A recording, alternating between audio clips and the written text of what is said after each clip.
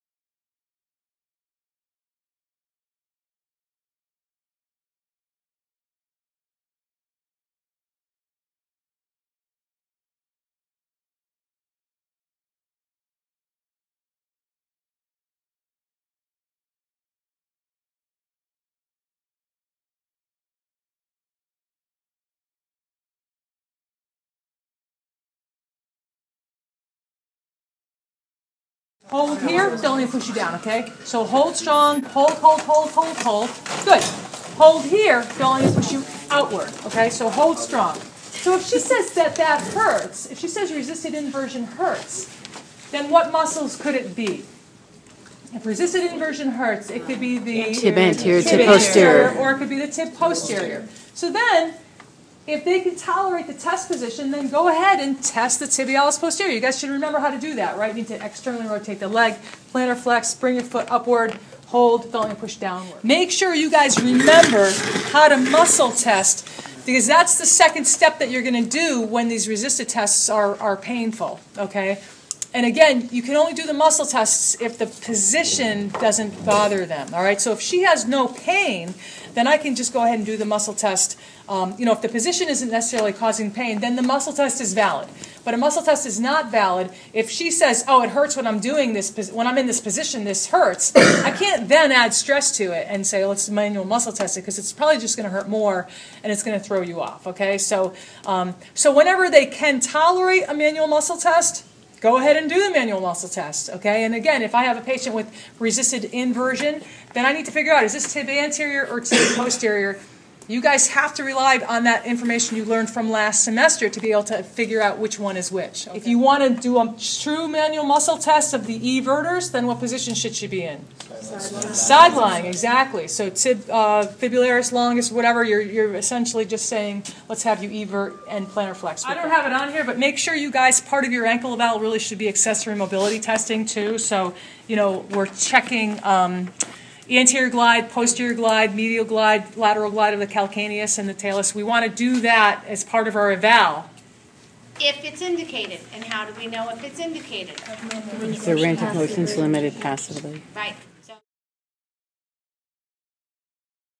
I like to do this bilaterally so I can see. I have the patient's feet kind of far apart so that way they're not, or their legs apart, so I can kind of bring their feet inward.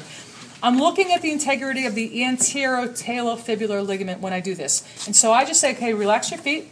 I'm going to just passively bring your feet inward, okay? Now, what I'm seeing here is that she's got more inversion on the right foot than she has on the left foot. So that would probably tell me that have you had an ankle sprain in the past? This is going to test the calcaneofibular ligament here. So I grab the calcanei here, I get my hands right under the calcaneus, and I just invert. And I ask myself, is one more lax than another? That was a bad sprain that you had. If you've injured your calcaneofibular ligament and your anterior talofibular ligament, that's a worse sprain than just the ATM. You're a little bit more lax on the right than you are on the left. Now, on Lindsay, I'm checking for laxity. But if she was an acute ankle sprain, I would do this, and some patients aren't going to let you do that because they're too acute. But you're looking to see if there's pain, okay? So ideally, anytime you do a ligament test, you're looking for pain and or laxity, depending on how far out they are. When they're really acute, you may not even get to feel the laxity, because if it were me, I wouldn't let anybody touch my ankle. This one I do one leg at a time. I always do the uninvolved side first. But I'm basically kind of grabbing the tibia, grabbing the lower leg, wrapping my finger around the calcaneus. I come around the top of the calcaneus here, and I just draw the ankle anteriorly. Okay, so I'm just drawing anteriorly. It's like a Ligament test of the ankle. Okay, I'll do the same thing here, and I get a little bit more laxity on this side. Okay, and this is also, and I feel a little clunk. Feel that? Ankle sprains are not.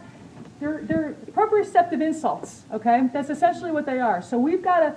I don't know what her balance would be like, but we should do balance eyes open, balance eyes closed. Her rehab should focus on balance, on a foam roll or on a foam something or a Bosu, anything. But that's what it's all perturbation training is what we would be doing for her. You could do TheraBand until you're blue in the face, and it's not going to do a thing for her. So in terms of testing, we have to test her in certain ways that will allow us to kind of expose any deficit that she has. So again, balancing, eyes open, that star excursion test, something like that, just to see how she does. And also to see how she does in terms of endurance. Does she get kind of more wobbly after doing it for 15 seconds as compared to the other one? So those are all things that you guys need to really kind of think about when you're doing your eval, okay? Your valgus stress test is the opposite of the varus stress test. So your varus stress test goes inward toward inversion. Your valgus stress test, again, you grab the calcanei and you just evert them, all right? That's testing the deltoid ligament. If she's not complaining of pain, if she's giving me a history of kind of a supination mechanism of injury, I don't even test that ligament because it's probably not torn. We're just passively dorsiflexing the ankle here. In some cases, you can squeeze the calf. Either way, that's one test that's done to identify a DVT, but again, low specificity, low sensitivity, it's not a great test. Thompson test, I'm just squeezing the calf. If it doesn't, or if it's really, really weak compared to the opposite side, then you'll be able to palpate the defect probably where that tear is as well. So they're not hard to diagnose.